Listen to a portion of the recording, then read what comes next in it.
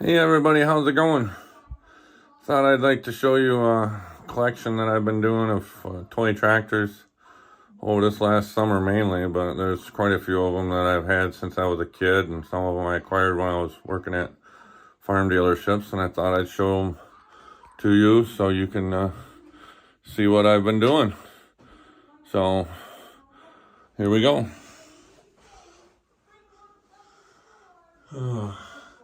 Some of these are ones like I said, I acquired at dealerships. Like this New Holland, that's a Genesis 8970. When I worked at New Holland, I got that one. I got that one when I worked at John Deere. Some of these I just got because they look really neat. I got that one when I worked at John Deere.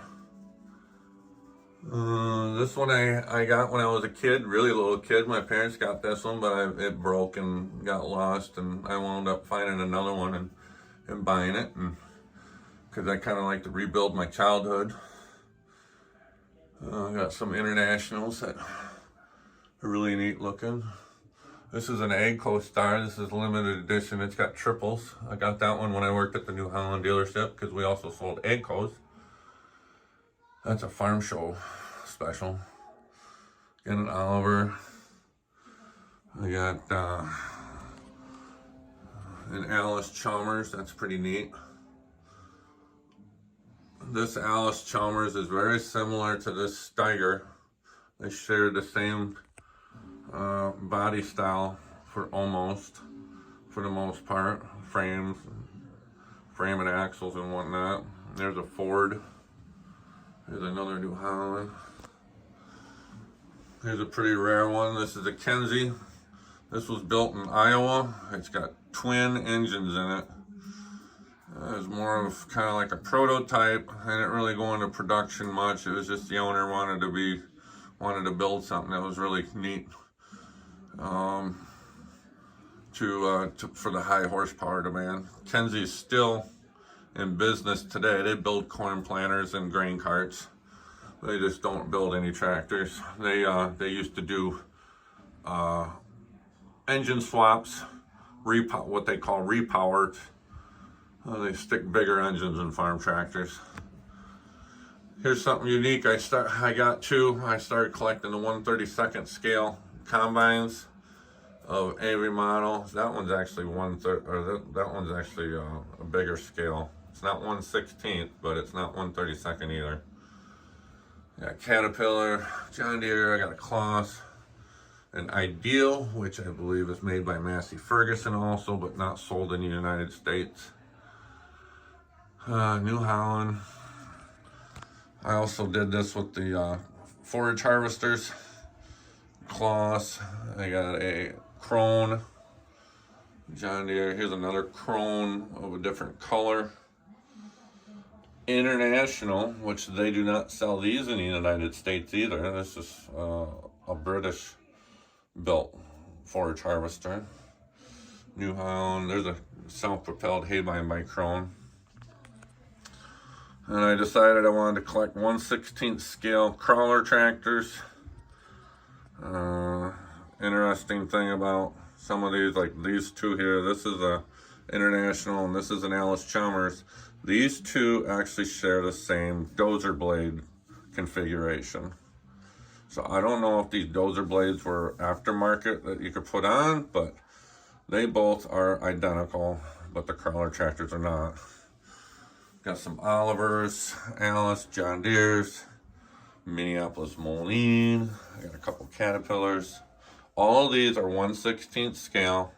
Majority of these have metal tracks on them, which is really neat. They're very fragile though. I've seen some people selling these on eBay with the tracks broken, and I've kind of looked at it and I don't think you can really fix them. I got a Cat Challenger, a John Deere tractor, the infamous Big Bud, which this is 1/32 scale. I don't have a 1/16 scale yet. A couple tillage tools. Here's a Versatile, which was kind of a prototype also. That was the answer that they wanted to do for this guy. It never took off. Neither that Kenzie or this Versatile took off as far as big production, long period of time. A lot of these tractors had high production numbers in real life. That did not. We got some Minneapolis Molines, the famous 4440 John Deere. Some other tractors here, white. I got some Deutz Alice tractors, some Olivers, and these they shared the white name brand. A couple backhoes. I had that when I was a kid. There's a Tonka loader. I had that when I was a kid. I also decided to collect 2-row mounted pickers. That's a Minneapolis Moline. They got a John Deere 4020 with a matching wagon. Got a WD-45 with a New Idea picker and a New Idea wagon.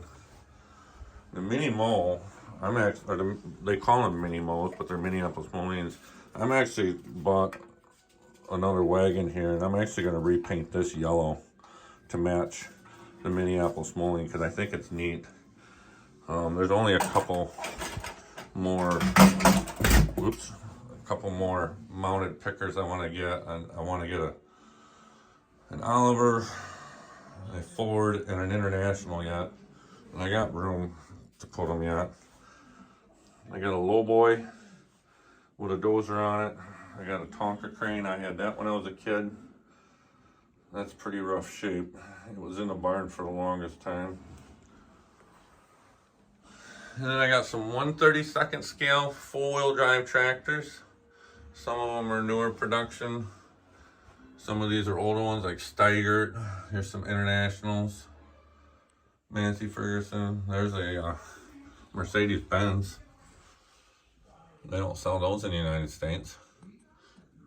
Case. Here's a Steiger. Here's a Titan. This is modeled after a Ford. They're about the same tractor. Got some Kloss, which they sell in the United States. Case. There's a Plainsman. Those shared, that was also a white or Oliver, Minneapolis Moline, it just depended on what color they were. Fords, Versatile John Deere's. There's some Allis-Chalmers. There's another Big Bud. There's a Massey Ferguson and a Fendt. 8020 John Deere. There's a Vulcan. There's another Fendt, different color, in the New Holland. And I got some 2-wheel drive cab tractors.